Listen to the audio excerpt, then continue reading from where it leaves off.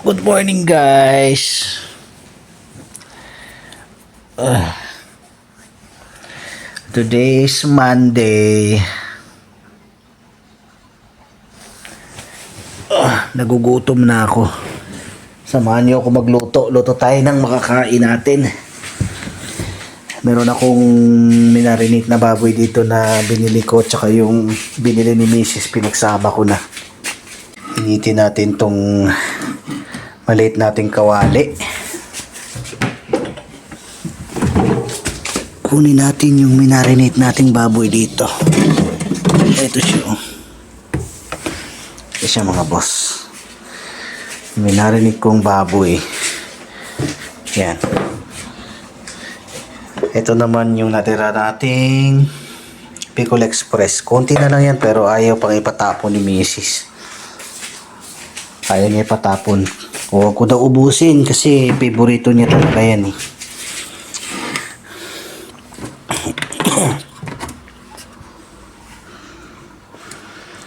Ito yung nakunting mantika.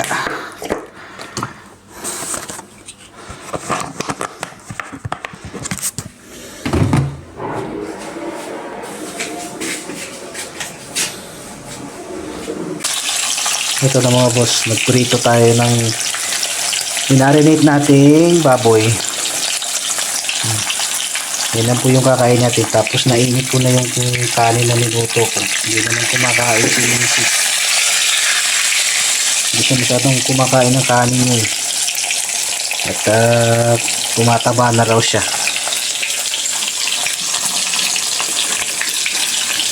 Mga babae nga naman. Kaganda ng panahon, tahimik. Oo nga pala mga boss, yung pasok ko ngayon ay na-adjust ng 1 oras. So mula alas 3 magiging alas 4 hanggang alas 12 tayo ngayon kasi meron kaming gagawin ng partner ko.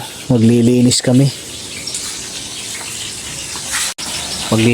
ng partner ko ng patinding linis dahil merong bibisita sa hotel namin sa restaurant para magtingin kung sumusunod kami sa batas o kailangan malinis yung lahat ng mga gamit, lahat ng area. So dahil si partner ay alas 12 lagi ang pasok, kailangan ko siyang samahan.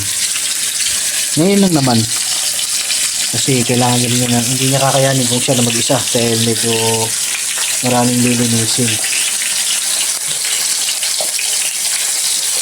Kayang-kaya naman namin yun. Pupunta ako ng pharmacy mga boss, samahan nyo ako. Meron lang akong bibilhin.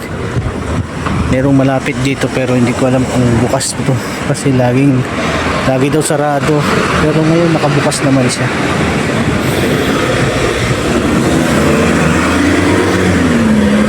Lang tayong bibiliin para kay Mrs. kasi kailangan niyang ma-check. Katabi ng kuya ng karnihan. Ito naman siya,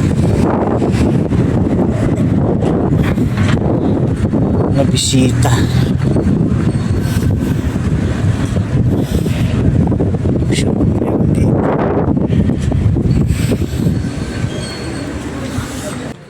Nakabili na tayo mga boss. Medyo pricey. Ayun yung supermarket, ito yung karnihan. Magkalapit lang sila. Mabot din ng 9 euro. Ito, nabili ko siya. Lakas ng hangin. Tayin ko muna yung mga video kasi I'm sure maingay na naman yung audio.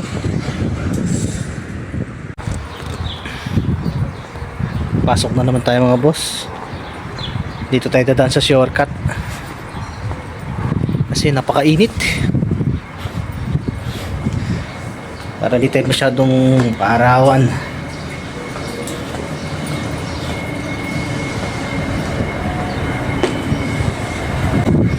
Dito tayo dadaan.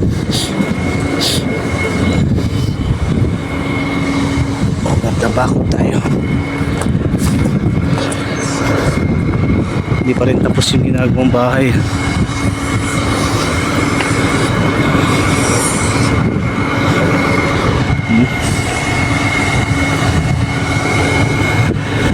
Hindi uso dito yung mano-mano ang haluan. Kailangan meron talagang makina.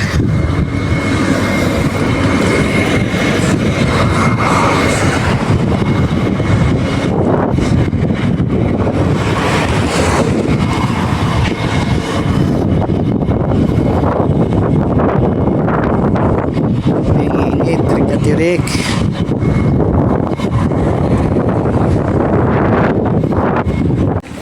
Dito na tayo mga boss.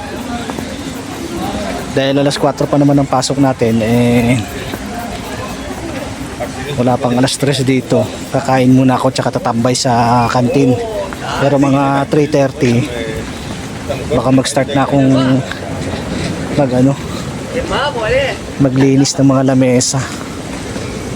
Kasi hindi naman namin kakayanin ni Bilal na alas 4 magsisimula. 6:30 ang open ang restaurant. So mag-a-adjust naman ako. Pero kakain muna ako.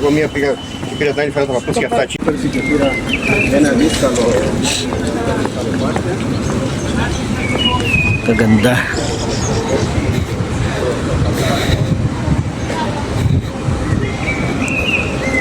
Padagdag na ng padagdag o paparami na ng paparami yung guest na dito.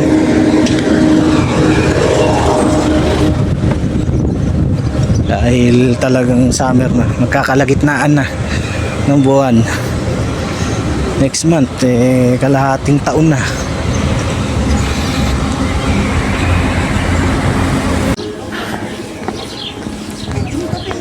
Dito na tayo. Ano kayang ulam meron? Haba na pila. Ayan, maaga kami ng partner ko. Maaga siya pumasok pero alas 4 pa kami dapat mag-time in. Pero maaga nga kami kasi kailangan namin talaga itong linisan dahil hindi namin kakayanin ng start kami alas 4 tapos ang opening is 6:30. So pinagtutulungan namin itong tapusin. Naglalagay na siya ng foam tapos ako naman magpupunas ng lamesa. Ayan.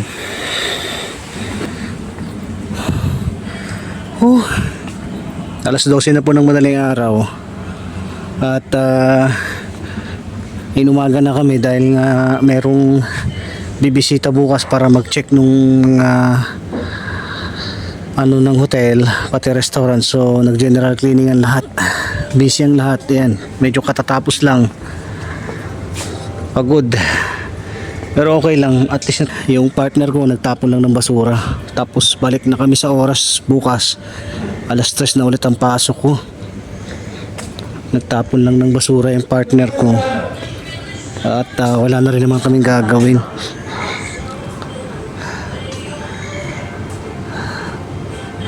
Grabe, pagod ang lahat. Sobra.